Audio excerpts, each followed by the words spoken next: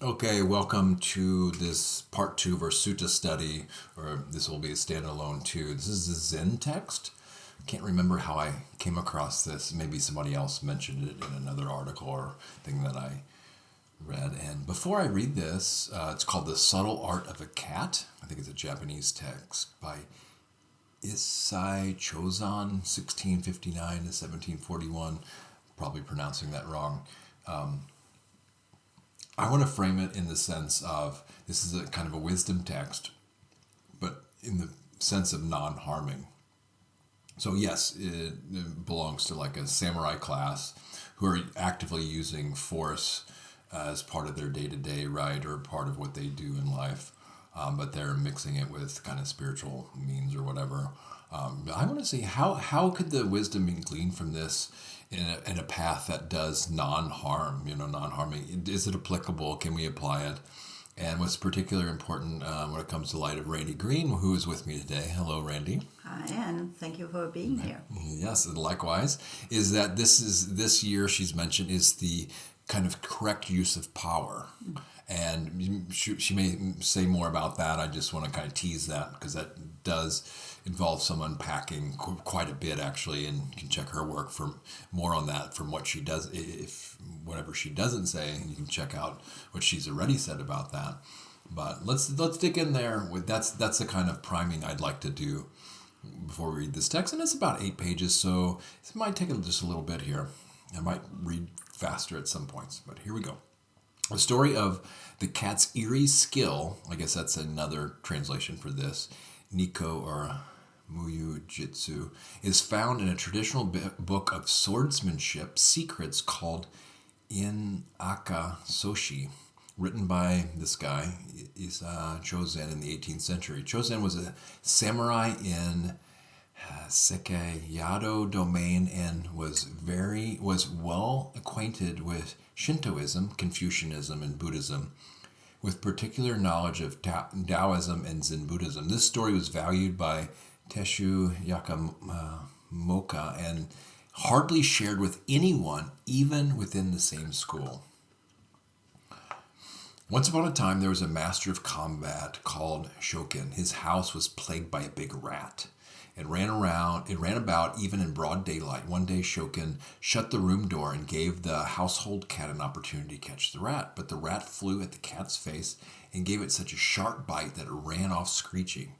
Evidently, the creature couldn't be gotten rid of so easily, so the master of the house collected together a number of cats who had won a fair reputation in the neighborhood and let them into the room. The rat hunched itself up in a corner. As soon as a cat approached it, it bit the cat and scared it off. The rat looked so nasty that none of the cats dared to take it on a second time. That put Shokin into a perfect rage. He went after the rat himself, determined to kill it, but the wily beast escaped every blow and feint from the experienced master. He just couldn't wear it down. In his attempt to do so, he split doors, shojis, kamis, and so forth, but the rat flashed through the air like lightning, jumped up at his face and bit the master. At last, running with sweat, he called out to his servants. They say that 6 to 7 blocks from here, there's the toughest, cleverest cat in the world. Bring it here.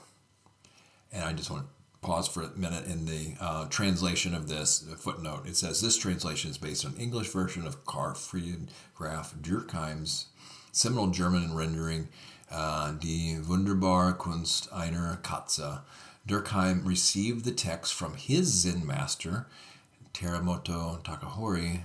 Teramoto sensei belonged to a Kendo lineage where this story had been handed down from master to master since the beginning of the 17th century as a secret teaching. So I think that was significant enough to read the footnote here. So back to the text. The servant brought the cat that was 6 or 7 blocks, and it's the toughest, cleverest cat in the world, it was said. It didn't look so very different from the other cats. It didn't look particularly sharp or bright, so Shokin didn't expect anything special from it, but he thought he would try it all the same. So he opened the door and let it in the room. The cat entered very softly and slowly, as if it was expecting nothing out of the ordinary, but the rat recoiled and stayed motionless. So the cat approached it slowly and deliberately and carried it out in its mouth. That evening, the defeated cats met in Shokin's house, respectfully accorded the old cat the place of honor, paid it homage, and said humbly, "We are all supposed to be highly efficient. We have all practiced and sharpened our claws in order to defeat all kinds of rats, and even weasels and otters. We had never suspected that there could be a rat as strong as that one.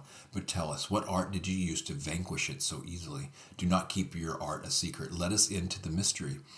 The old cat laughed and said, "You young cats are indeed efficient, but you don't know the right way to go about things. And so when something unexpected happens, you're unsuccessful.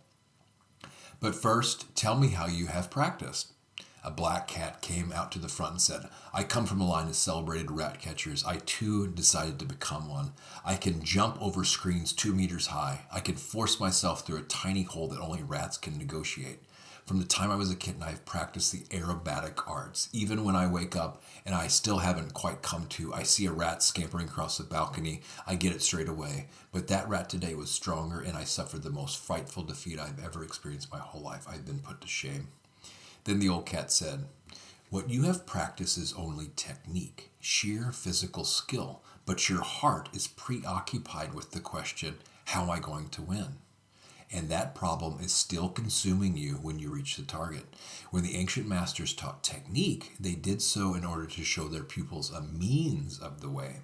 Their technique was simple yet contained the highest truth, but posterity has been preoccupied with technique and technique alone. In that way, much has been discovered according to the rule. If you do this or that, when this will happen. But what does happen? No more than dexterity, pure and simple. Skill, pure and simple. Say that again. No more than dexterity. Skill, pure and simple. The traditional way has been abandoned. Much ingenuity has been applied to the exhaustive pitting of technique against technique until we have indeed reached the point of exhaustion. We can go no further. That always happens when people think of technique and success and put no more than ingenuity into play. Ingenuity, cleverness, is however a function of the heart.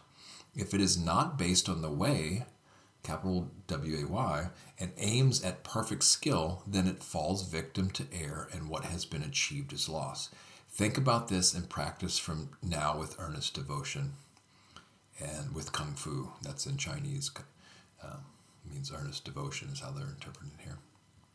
At that, a big tabby cat came forward and said, "In the art of fighting, it is a matter of the energy, ki, and it must always be so. Therefore, I have always cultivated my energy. As far as I'm concerned, my energy always seems as hard as steel and free and charged with the presence of the energy that fills heaven and earth.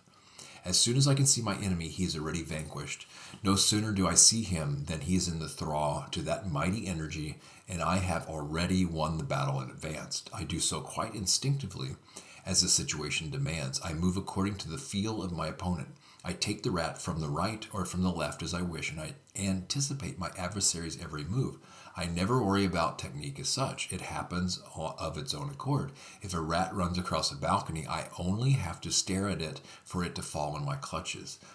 But the rat for which we are speaking comes without shape or form and goes without leaving any trace. What does that mean? I cannot say." Then the old cat remarked, "What you have been concerned with is, of course, the effect of that great power that fills heaven and earth. But what you have actually achieved is only a mental power and not that good power which serves the name of good. The very fact that you are conscious of the power with which you intend to conquer prevents your victory. Your ego is in question, but what if your adversary's ego is stronger than your own? When you try to overcome the enemy with the superior force of your own power, he pits his own power against yours. Do you imagine that you alone can be as strong and that all others must be weak? The real question is how to behave when there is something that, in spite of all one's willing, one cannot defeat with the superior weight of one's own power. What you experience as free and tempered and filling heaven and earth within you is not the great power itself, but only its reflection in you. It is your own energy and therefore but a shadow of the great energy. It appears to be the great power, but in reality it is something quite different.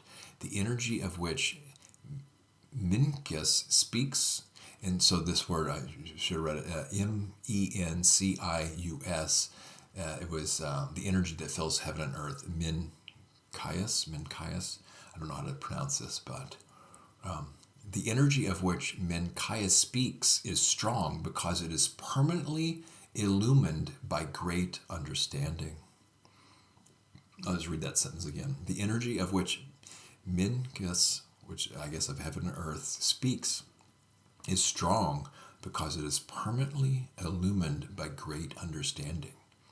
But your energy obtains its power only under certain conditions. Your power and that of which Mencius speaks have different origins. They are as different from one another as the eternal flow of a river. For instance, the Yangtze Kiang is from a sudden downpour one night. But what is the energy that one should rely on when faced with an energy who cannot be conquered by the mere power of your energy? That is the real question. There's a proverb that says, a rat in the trap will even bite the cat. When the enemy is in the jaws of death, he has no resources to depend on. He forgets his life. He forgets all need. He forgets himself. He is beyond victory and defeat. No mind. Thus his will is tempered like steel.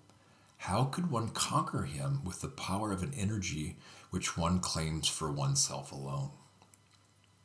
Then an aging gray cat came slowly forward and said, yes, it is indeed as you say, energy, however strong, has form in itself. But whatever has form, however small it may be, can be grasped. Therefore, I have for a long time trained my heart. I do not cultivate the power to overcome others with the energy like the second cat, and I do not hit out around me like the first cat. I attune myself to my opponent, get on to equal terms with him, and do not oppose him in any way. If the other is stronger than I, then I will simply acknowledge that, and so to speak, give in to his will. My art is rather to gather the flying pebbles in a loose cloth. A rat that tries to attack me may be as strong as you like, but it will find nothing to fly against, nothing to get grips with. But today's rat simply didn't respond to my trick. It came and went as mysteriously as a heavenly being. I have never encountered one like that. Then the old cat said, what you call attunement does not arise from being, from the greatness of nature. It is an artificial, contrived attunement. Your conscious intention is to elude the adversary's charging energy. But because you are thinking about it, however fleetingly, he realizes what your plan is. You try to attune to him in such a state of mind, then your energy, insofar as it concentrates on the attack, will be confused, mixed up, and your sharpness of perception and action will be considerably reduced. Whatever you do with fully conscious intent restricts the original pulsation of the greatness of nature as it takes effects from the depths of mystery. And it upsets the flow of your spontaneous movement. How then are you to put a miraculous power into practice? Only when you think of nothing and do nothing, and in your movement surrender yourself to the pulsation of being, will you have lost all tangible form and be so that nothing on earth can act as a counterform. Then there is no enemy left to resist you. But I do not believe that everything that you have practiced is pointless. Everything can be a means of the way. Technique and Tao can be one and the same. And then the great energy, the governing key, is already incorporated in you and is revealed in the action of your body. The power of the great energy key serves as the human person. He who has free access to the energy key can encounter everything within infinite freedom and in the right way.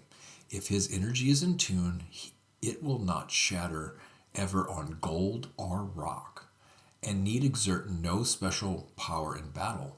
Only one thing is necessary, that no trace of egotism, of self-consciousness comes into play, lest everything should be lost. If you think about all that, however fleetingly, then all will be artificial.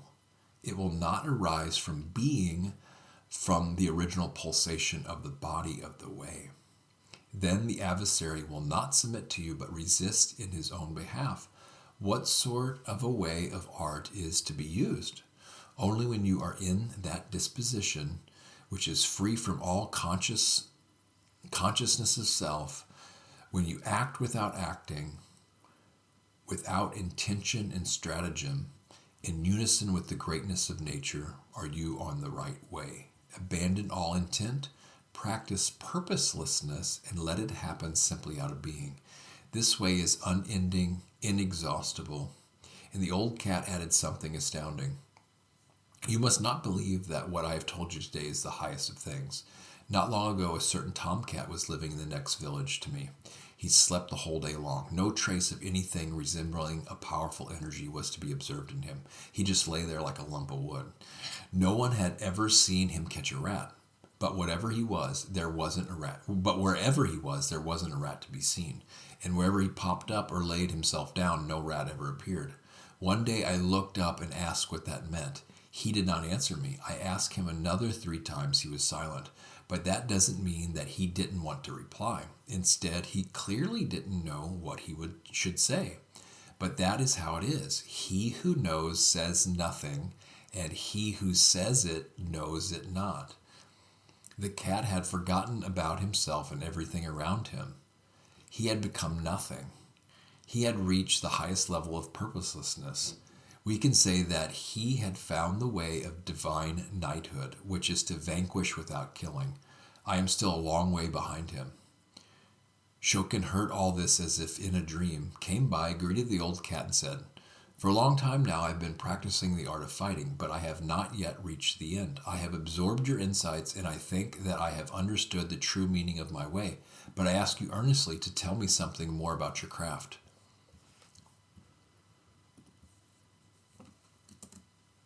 The old cat replied, "How is that possible? I am only an animal, and the rat is my food. How should I know about human affairs?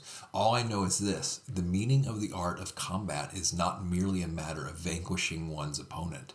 It is rather an art by which, at a given time, one enters into the great clarity of the primal light of death and light. In the midst of all his technical practice, a true samurai should always practice in his heart the acquisition of that clarity. For that purpose, however, he must plumb before all else the teaching of the ground of being, of life and death. Only he acquires great clarity of mind who is free from everything which could lead him off that way.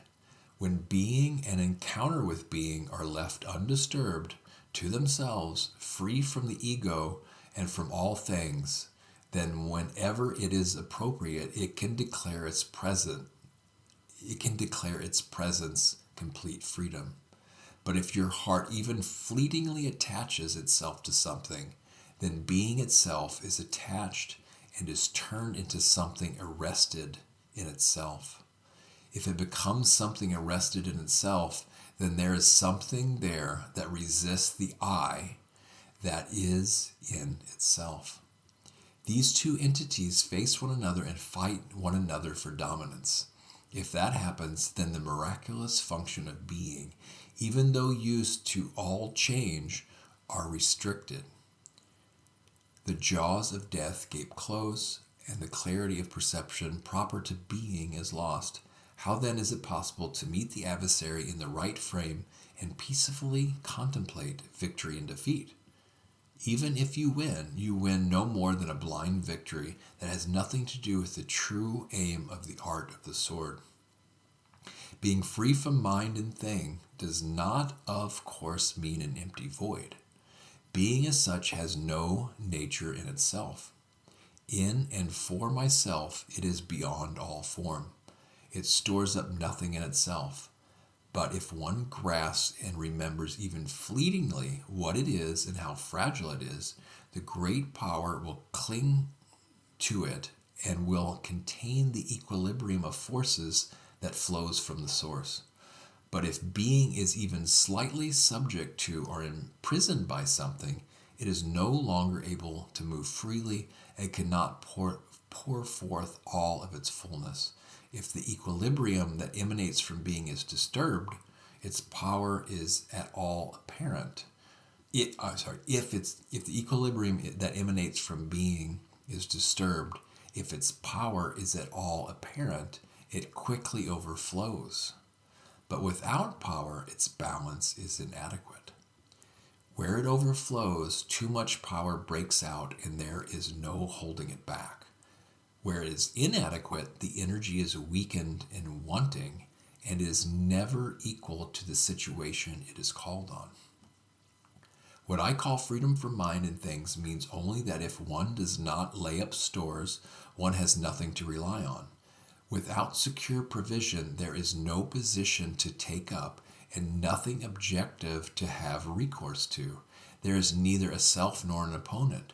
When something comes along, one meets it as if it were unawares, without any impact. In the I Ching, the Book of Changes, it is written, without thinking, without action, without movement, quite still. Only thus can one proclaim the nature and law of things from within, quite unconsciously, and at last become one with heaven and earth. Whoever practices and understands the art of combat in that sense is close to the truth of the way. When Shokin heard this, he asked, what does it mean that there is neither a subject nor an object, neither a self nor an opponent? The cat answered, because there is a self, there is an opponent. If there is no self, there is no opponent. What we call opponent, adversary, enemy, is merely another name for what means opposition or counterpart. Yin and yang, water and fire, are of this sort. Insofar as things maintain a form, they also presume a counterform. But whenever something is present as something, a something, it has a specific form. If my being is not constituted as a specific form, then there is no counterform there. When there is no counterpart, no opposition, there is nothing which can come forth to oppose me. But that means that there is neither a self nor an opponent. If one wholly abandons self and thus becomes free from the foundations upward and from everything, then one will be in harmony with the world and one with all things in the great universal oneness. Even when the enemy's form is extinguished, one remains unconscious of it. That does not mean that one is wholly oblivious of it, but that one does not dwell on it, and the heart continues free from all attachment, and even in its actions responds simply and freely from the center of being. If the heart is no longer possessed by anything and is free from all obsession, then the world, just as it is wholly our world and one with us. That means that henceforth one apprehends it beyond good and evil, beyond sympathy and antipathy. One is no longer caught up in anything in the world. All oppositions which present themselves to us, profit and loss, good and evil, joy and suffering, have their origin in us. Therefore, in the whole spread of heaven and earth, nothing is so worthy of discernment as our own being. An ancient poet said, when there is dust in the eye, the three worlds are shut out. When the mind and heart are without a care, one's whole life is at ease. In other words, if a speck of dust enters our eye, the eye will not open, for we can see clearly only if there is nothing within. But now the dust has penetrated to obstruct the vision within. Similarly, with being that shines forth as light and illumination and is essentially free of everything that is something, when however something does present itself, the very presentation destroys its essence. Another writer put it this way, if one is surrounded by foes, by 100,000 enemies, one's form is, so to speak, pulverized. But my being, my nature, is mine and remains my own, however strong my enemy may be. No adversary can penetrate my being myself. Confucius said, you cannot steal the being of even a simple man. But if the heart is confused, then being will turn against us. That is all that I can tell. Now return to yourselves and seek within yourselves. A teacher can only transmit the techniques and give you the principles, but I myself have to realize the truth and make it as my own. This is called self-appropriation, jitoku. It is a transference from heart to heart, shindinshin. It is a bestowal by extraordinary means. beyond instruction and erudition, which does not mean that the master's teaching is to be contradicted. It means that even a master cannot pass on truth itself.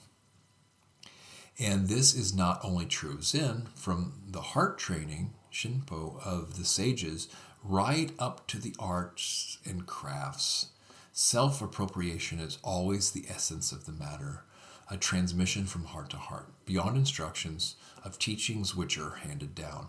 The meaning of every teaching is only to show what everyone possesses in himself without already knowing it, and then to make him aware of it. There is no secret that the master can hand over to the pupil. Teaching is easy, listening is easy, but it is difficult to become aware of what one has in oneself, to mark it out and really take possession of it. That is known as looking into one's own being. This practice is called the one-eye vision. Satori is the great awakening out of the dream of errors. Awakening, looking into one's own being, perception of the self one really is. They are all one and the same thing. The only really comments I have is, these Zen teachings, they don't invite a lot of discussion for me. They're just kind of lay it out like it is. Some of the questions I have is just to go back over and read certain pieces of the text because it's really rich and dense in a way, and it takes time to absorb. It's not immediately apparent because the whole view that it has on how we normally perceive things is kind of thrown out the window and goes to deeper or more profound levels than we're normally used to, and it doesn't address our normal way of being in the ways that a lot of people are familiar with without a lot of practice and things like this. Although it is more easily accessible with these cats, right? And uses each of their techniques and approaches as a teaching mechanism, This text is difficult for me for many reasons. First and foremost, because it's a completely different cultural representation. It's the wrong way to put it. It taps into a different culture. It taps into different mindset, and it taps into a different interpretation of the teachings that we call Buddhism. And I want to put in here, and this is me just... That's right, Zen does go fly in the face of a lot of yes, them. but I'm not going to go into what scholars have explained to us, and this is how it is and how they interpret it. As always, I'm just doing this. This is my opinion. This is what I'm picking up on. This is how I That's perceive right, because it. Zen scholar that's kind of a misnomer, because Zen is meant for practice, not for scholars usually. Yes, but when we talk about how to interpret these ancient texts, there are always a lot of people who are very cleverly putting out their opinion, and this is my opinion that I cleverly put out there without having studied this for centuries, so to speak. So the first thing that my mind does in this is, first and foremost, it positions it within its own culture, and that is, we are here talking the Japanese culture. We are within the framework on Confucianism. We are within the framework of yin and yang and the Tao, and how that was unfolded as a philosophy that was understood, and this is from the 1700s. Yep. So the interpreter of the original tale of the cats, let's just call it that, interpreted it in a different way for me, as I see it, as a means to an end to explain Confucianism compared to the original meaning of the cats. For me, the cat is a hybrid text, and that's kind of, quote unquote, for me, the worst kind of text, because you have to say which section belongs to the writer and which section belongs to an oral tradition. The cats. My understanding is completely purely made up, like a lot of Zen text, as for a teaching. Yes, but I don't feel that way. Okay. I feel the story of the cats are actually, as it said, it has been handed down in lineages and belongs to some of the original sayings within the samurai culture. And for that, we need to understand the samurai culture, and I'm not going into that here. But they had a specific mindset as the warrior clan. There were swords for hire. They were under the emperor. They were living through a specific order of things. They were within themselves a kind of brotherhood, and they lived in the world in a very, very special way. And for me, the story of the cats are the different stages of the training you go through as a samurai, where you learn to first work with the techniques, then you learn to work with the life force as it has its access points through the two gates in the body that is called the gate of heaven and the gate of earth, and hence the heaven and earth. And then you learn to connect to the path or the way, which is put there, which is similar to the Confucianism interpretation of the cosmic forces that are playing itself out in polarities, in yin and yang. That is then also associated with the ones that go on the path. They learn to utilize the forces of yin and yang, understanding that everything is interconnected. And for me, that's the short essence of that story of the cats, to understand that as a samurai, you both need the techniques, you need to understand your personal power, how you can utilize your mind, and how when you use your mind and when you use your power connected to the life force that you have as an individual, it is worth nothing unless you associate it with or tap into and come part of the path. And with that, understand the deep philosophy of cosmos, of life and death, and you as a samurai that is a hired sword is the rule of life and death on the behest, if that's a word, on the behest of an emperor or someone else who has used you as an extended arm to take a life.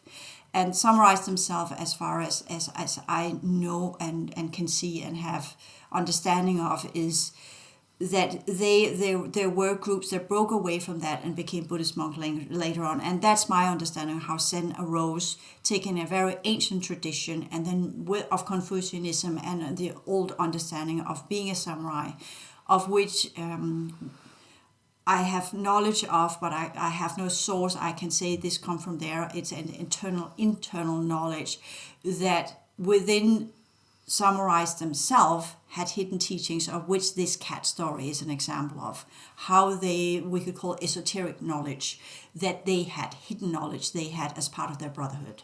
And that was secretly, that was guarded from master to master. That's oral teachings again, which we have very little knowledge of. And then we have Confucianism, that came in later on. And I'm not even sure that it historically matches some of the earliest versions of samurai culture. And this is where that's where we need the scholars and their understanding of history and how these tendencies came into play. So that's important when we study a text, that we get that context.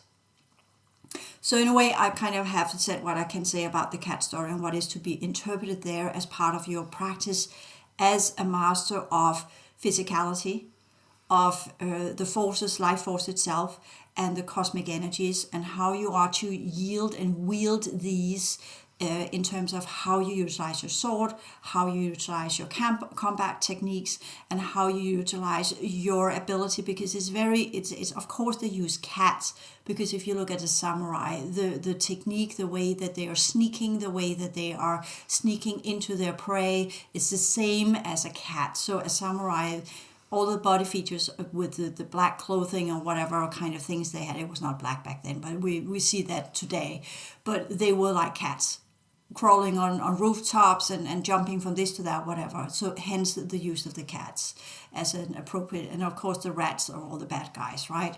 So that understanding of that one, and then it's enveloped in that context of a later interpreter that had a different cultural background in a different age, that then tried to blend it into specific ideas of, and using it as an example to explain some of the Zen practices within Buddhism context, and using Confucianism and other stuff to explain what he was trying to get across. And for me, that's kind of the worst type of energetically hybrid text, because you're one thing that takes your thought processes and energetic focus in one direction, and then you have all of that, and I have to say it as this chatter, because when I listen to what he said and how he interpreted, first and foremost, he's twisting the text into something it's not. This is critical text interpretation. And secondly, he had a lot of very, very clever words that he had studied, but he had not personally experienced any of it. Well, the reason, thanks. I guess I downplayed the context of this because when I think of Zen teachings, there's really not much limit. It just a lot of them are imagination, like the flower sermon, but it's what they actually point to that's supposed to be particularly important. Yeah. But you're right. In Asian places, wherever Buddhism went, it had to incorporate what was already there because the social order is different. So it couldn't just be quote unquote pure Buddhism. It would have never taken foot or been accepted. So especially what they say in China and I guess Japan and maybe even Korea, it had to incorporate elements that are already there. And in this case, it's maybe Shintoism and then you've got the Confucianism and the Daoism. So it's this, and then samurai, throw this in here. It's a unique blend that all has to be considered in this. The reason I chose this is because it's so foreign to me. Because the whole, I'm sorry, but I can't help but have criticism and praise here too, which is really shallow in a sense. So I'll just try to make this quick. The criticism, of course, is that you're killing people. So the original Buddhist teachings, is of harmlessness. In the precept of harmlessness, in the simile of the saw, is that even if a robbers were holding me limb to limb and tearing my limbs asunder with a saw, if you don't have complete loving kindness towards them, you've misunderstood my teachings. So then to classify this in some kind of Buddhist sense, it just seems completely outrageous in one sense to me. However, what I do feel this text is interesting on is the teaching of non-self, which is in Buddhism. It seems to be it's a really hard one to understand. People consider no self, our selflessness, ego. It's a really hard thing to convey. So when it talks about, forgetting oneself, purposelessness, intentless, and none of this stuff, it still doesn't make sense unless I feel it doesn't make the kind of sense it would to me without having a meditation practice and working with this notion of non-self, not self, sorry, I just did it right there. So this plays a huge part into it. You're talking about the energetic realities and, heaven and earth and the conceptual things, but if there's no no reference point from it and blending with all these traditional ideas, so that's where I thought it's somewhat interesting. But then again, how do I take these insights when there's the heart that's connected to this at its core, on a conventional level? Now this points beyond the conventional level. Still, at the conventional level, it's samurai stuff. So even though it might have profound access points into all these other higher level things, at one core or one interpretation on a relative level, what is it founded on? So what I've heard from other in Ajahn, basically all this is technically correct, but it's lacking compassion. We talked about this on a previous version of this recording that we did, and compassion, of course, is not mentioned here because the whole point of compassion, at least in my interpretation, is acknowledging suffering, and then really wanting the other to release from that suffering and find peace. And so killing someone in order to achieve that's not really, did you ask the other person whether they wanted that to happen or not?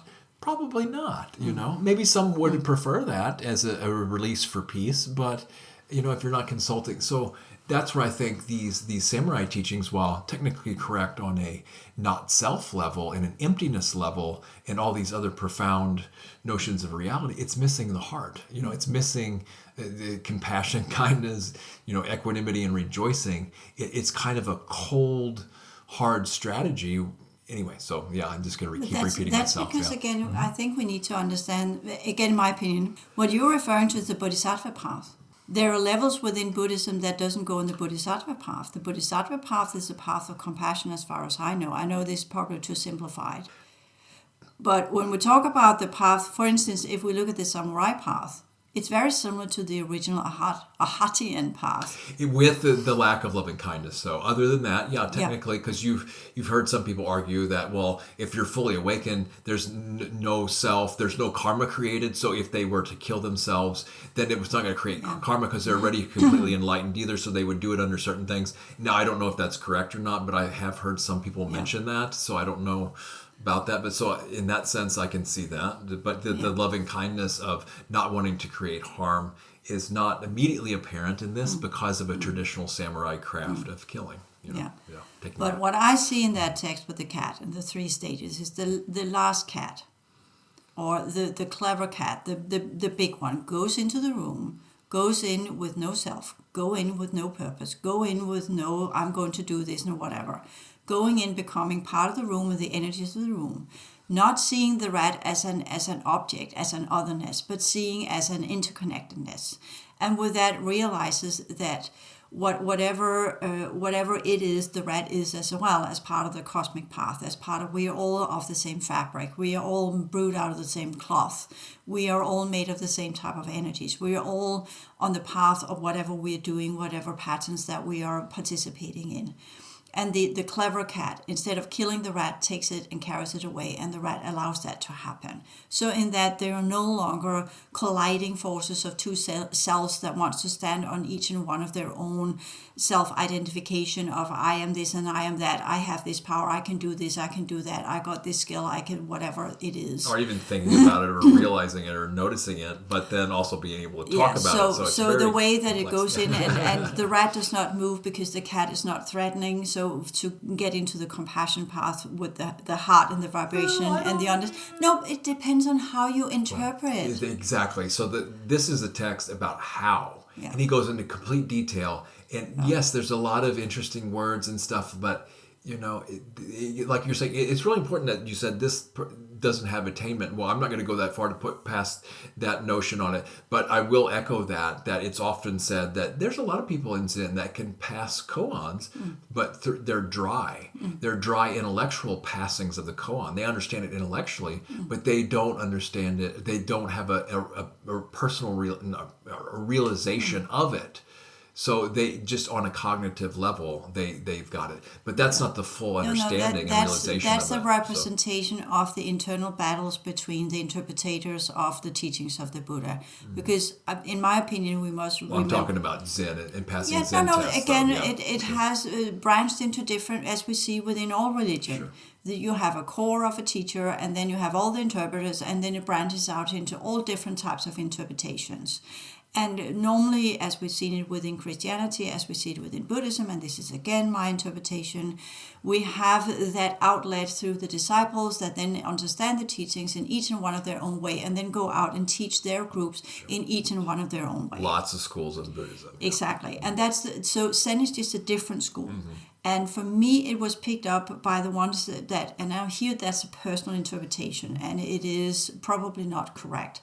But I would not be surprised, to open it up, I would not be surprised if there was a class of old samurais that were like the old cat, were done with they were no longer young spring chickens that could do all sorts of moves. They had gone through the use of personal power, and just to understand that in itself was empty like everything else. And they had come to the point where they understood that the only way to carry forth was the non-killing, was that this can be solved in another way where there are no enemies, where there are no opposition, where I am the same as you are and I can carry out this house, because the whole issue is that the rat is in a place where it doesn't belong. So the old cat is wise enough to go in and say, okay, you are causing a lot of harm here. You don't belong in this environment.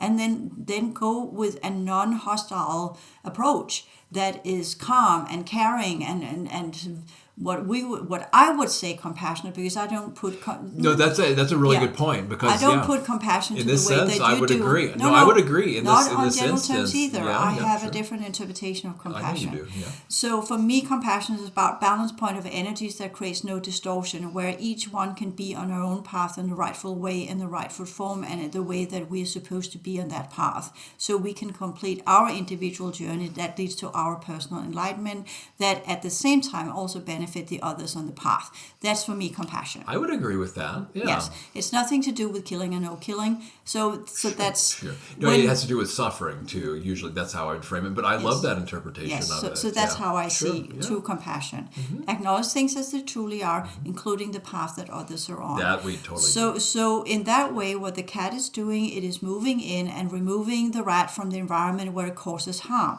It causes distortion, it causes sadness, it causes suffering, it causes people to do irrational things that leads to more karma for these beings. So in that way, the rat is causing a lot of harm. And the old cat, the wise cat, with his wisdom, with his understanding that killing is not the right answer, selfishness is not the right answer, me being in opposition to reality is not the right answer, me being strong on my interpretations of who and what I am is not the right answer. But here we have a scenario that must be met with balance, that must be met in the middle point, that must be met in the place where no further harm is caused for all involved. And that's why it just walks in, and the rat recognizes that wisdom. It is pacified by the notion of there is no battle here, there is just let's create harmony here. Let's make things into the point where we can all exist. And it removes the rat and puts it somewhere else where it doesn't cause that harm. And then everything is solved. And for me, that's the teachings of the samurai, that they go through the different stages of that this is what you've been taught in your youth and where you needed to show how well you could yield and wield your sword and your powers and your ego and whatever. And eventually we come to this point. What's the highest good of the many, as I normally call it? What creates the least distortion? What generates the highest balance? And you find the same ideas in most religions as when we come to true wisdom. It's about being humble. It's about knowing the right place, the right time. This is how I am yielding my powers. This is how I'm wielding my powers, and use both of them, because you yield it because you draw that power from somewhere else, and you wield it because you use that, what you have drawn from the cosmic fabric, in a wiseful way that creates non-harm. That's how I interpret compassion. You see, so that's very dissimilar to that no killing kind of things, because there are places where not that to do deliberately, but there are different levels of reality where things might not always fit that pattern, let me put it that way, because harming others are never okay in the way that we are normally, and it's not a self-excuse, but I'll leave it at that. So for me, if it had just been the story of the cats, I would literally been kind of, that's such a good representation of how you change from one level into another within the samurai path that might lead to the ones that follow that path to slide into Buddhism and saying, I'm done with that. But then there's the whole context around it from the 1700 writers that for me he was way too mental and way too many words and way too intellectual and not... Yeah.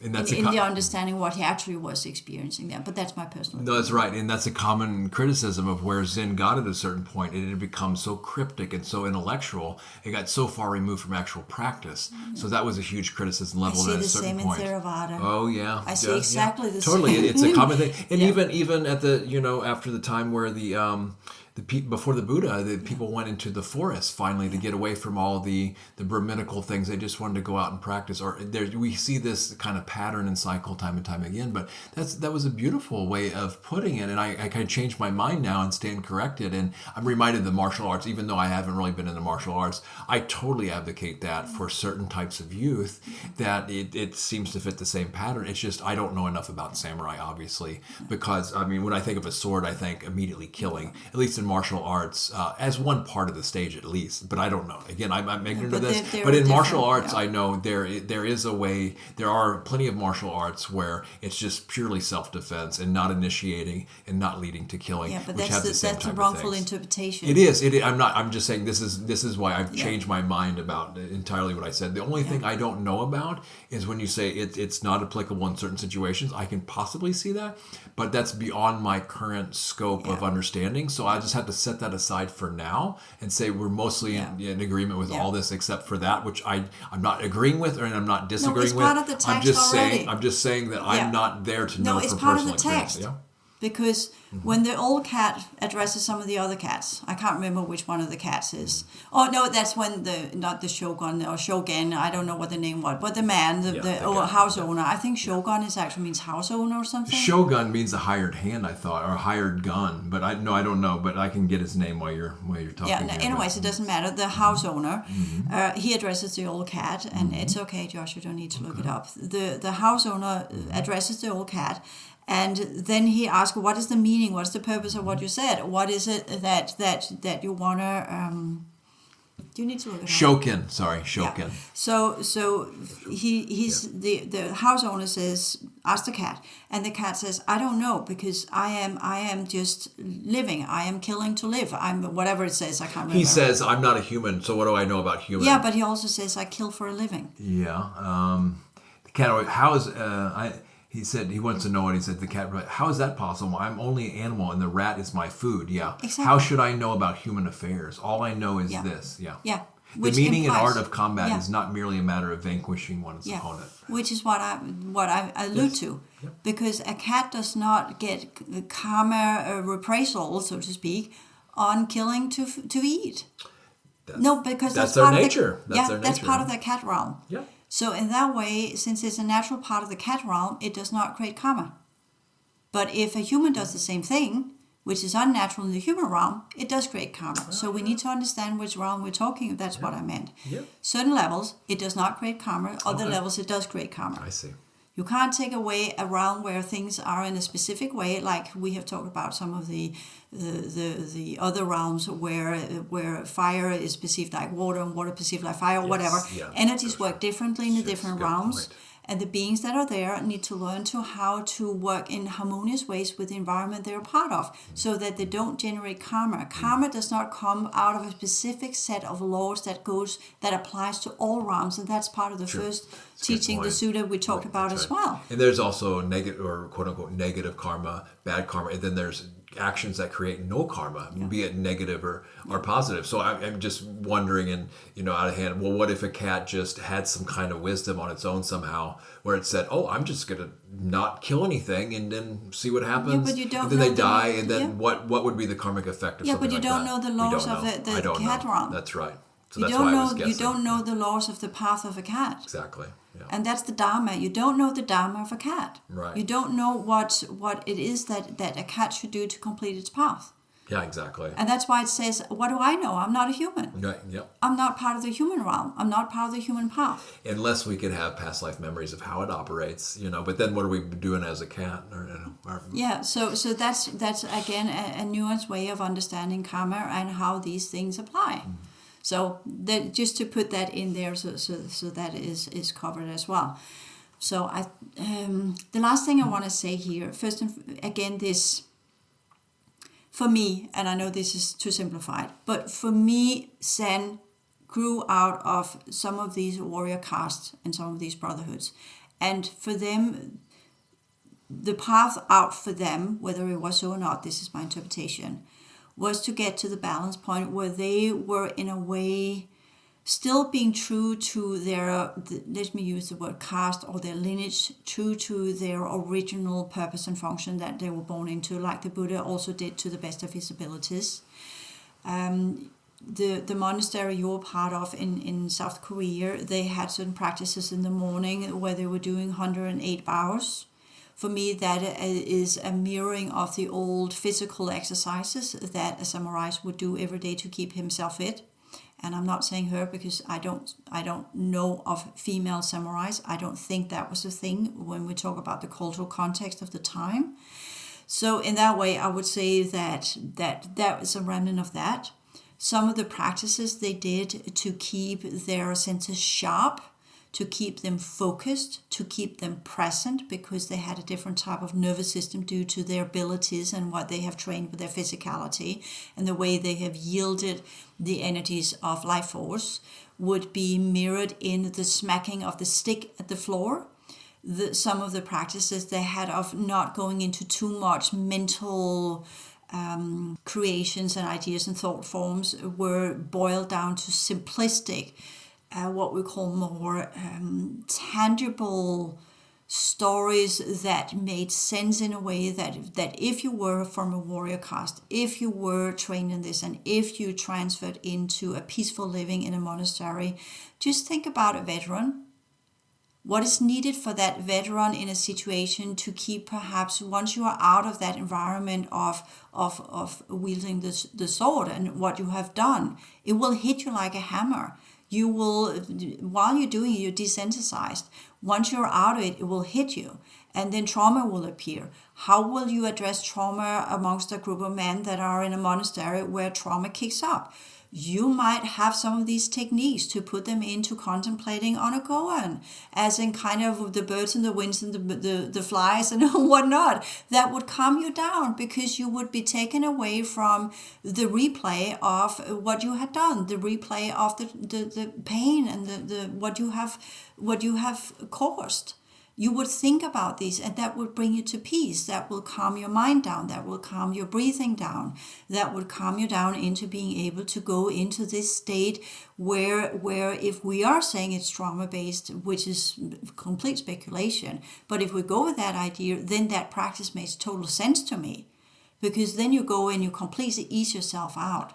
Yeah, and even active warriors and samurais that are still in the act of doing that stuff. Yeah, it makes sense, especially from a kind of a therapeutic, psychological aspect. Absolutely. And I think it can go even deeper than that. But yeah, how skillful it is, depending on one's past actions and disposition, what they're hoping to achieve and where they're at, what culture they're in. These are all things to consider, I guess. Yeah, this is brilliant. And of course, it aligns too with Bodhidharma, which is supposed to be the first Zen patriarch, is also the creator of Kung Fu, one of the most highly regarded martial arts that so much other things have sprung out of. So, yeah. So for me, when we talk about how oral teachings get spread out across the globe, and instead of beating each other on the head and saying this is the right teaching and this is the wrong teaching, I think we should, or the right interpretation or the wrong interpretation, for me, it's super important to say, where did it arise from and in what context, and how was it utilized that made that specific diversion spring to life? Because just because we had one teacher that said this is how it is, we don't really know how it is, because he's not around. We were not around, so we don't know. So everything we have is an interpretation of what was. And we're seeing it happen to the day, where mindfulness is suddenly being blended into psychology. Sure. It's still useful. And I will put pros and cons here too. And I would say even things that are culturally distant and even maybe in the past that don't necessarily apply to our time period and location in the world and our cultural upbringing, things like that, there's still things that are potentially worthy for certain individuals from these foreign distant lineages that can be helpful. There's certain aspects that are universal that apply no matter where, but there's also a thing where they are out of place, but there's the notion that they should be preserved the way they are in their certain context and not be too mixed into society in order to preserve that lineage so it lasts a longer time. And so where then other things can draw from it, but without it getting corrupted too. So you have both of these notions where it can become watered down and overly influenced by other cultures and then become more globalist in nature and then get all grayed out, watered out. But then you have the notion of, well, if you have it too strict of a preservation of a lineage, then nobody will be able to really access it other than a small amount of people there. So you got both of these kind of opposing views, and I can see pros and cons from kind of each of these ways of doing things. I don't really have a good answer of what to do or what not to do about them. So. Yeah, no, I just wanted my concluding remark, as it's so fancily said. It is said in the teachings of the Buddha that most of what he had was actually ancient wisdom that was practiced before his lifetime. He rediscovered a path. He rediscovered a path. Yes. And the path, and I like that word because the Torah is also explained as a path. Tao is explained as a path. The right way, the Christianity is also a way, also. So it's all about that path that we get on. As when we begin to go to the path, whether it's of liberation from this reality, if it's undo of karma, or however it's interpreted. Realizing the true nature of reality. So we have this understanding that hidden behind this reality, there is some kind of, I know the esoterics, Blavatsky and Bailey and others within Theosophy and Neo-Theosophy and other New Agers and whatnot. But we're not going there. But there is this, because the Buddha is long before Blavatsky and anyone else. But there is this understanding that he was a teacher that were to remind us of the path that was put into this life, to remind us of the ancient teachings that we all have access to, that leads to the completion of our rebirth inside this reality.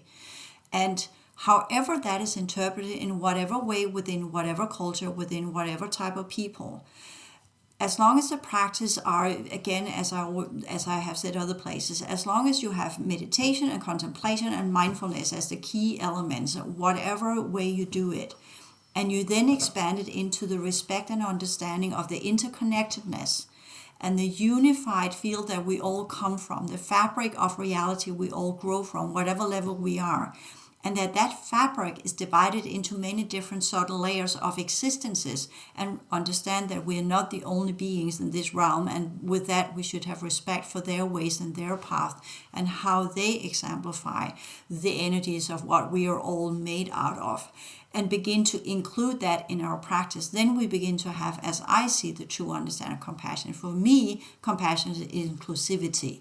It's the ability to see things as they truly are, to understand where people are, and to be humble, and to avoid creating distortion and karma in me and in others. And that is reliant on the different types of energies we're working with, the different stages of the path, and the different way of how we perceive reality on whatever level that we are in. And that means a lot of different interpretation, a lot of different rules. Hence, the necessity of being able to meditate and focus, to be able to investigate in contemplation, to get the answers of where we are right now, what's the right way, the right approach. And if our ego comes in the way in this, then we are not focused in meditation, because we are focused on our ego instead of being absorbed with what we are focusing our attention on, so to speak, selflessly, without any selfish egotistical purposes. And in contemplation, we go in and investigate things and put our ego aside, so that we can see things as they truly are, as they represent themselves from the level of nature of reality. We're investigating not what we want it to be, but what it actually is, seeing things as they truly are, and by that get the true wisdom. And then we go into mindfulness, where we integrate this in our daily life of the cushion, everyday life, living with that understanding of being present in the now, being present in what's going on, and putting ourselves aside on what we want to achieve and what is wise and fruitful in that moment, with that energy, with that situation, and with that being that we have in front of us, either as part of the physical realms or as part of the non-physical realms. And that's, for me, the way that we are on the path, Dharma, in our everyday life, living out what we have to undo unfinished business, to live to our full potentials, and at the same time avoiding creating more negative karma, but producing quote-unquote positive karma that leads us further down the path. Absolutely, until that can even be let go of. And so there's no more karma creation, right? And then that notion of stress is completely comes to cease. Yeah. Exactly. Yep. So with that, I'd say that these people who are hawking the Buddhist teaching and saying these are the teachings of the Buddha and everybody else is wrong, I would say that, of course, I can't say that they are wrong, because then I'm on the same level of polarization. But I will say, as far as I know, all of these teachings stems from far earlier than of human history. And they are coming from very, very different grounds that we might think. But we have had teachers throughout time that have rediscovered them, have taught them, and they have become part of the pantheon of quote-unquote teachers that are now being, through myths and hero stories, elevated into a position where they don't belong. It's interesting you say that, because the Buddha actually leveled that criticism at the Brahmins of his time too. He says, how many among you can say about their own teachings that this is the absolute truth, nothing else is true, this is the only truth, from knowing that from personal experience? And none of them could step forward and say that. So I think that's quite telling. And yeah, I think it's hubris for anybody to call themselves Buddhist and be able to make that same claim, especially if they can't see and know what they're actually claiming as the absolute all-encompassing truth, that they see and know it for themselves. And I don't know if I've ever encountered anybody like that. So that's a huge claim, and that's not one to take lightly. So yeah, but like I said, if one does see and know that for themselves, well, then that's different. But I'm a far cry from that to being doing that. So thanks so much for these insightful comments. It's a beautiful understanding and look at this little Zen text here.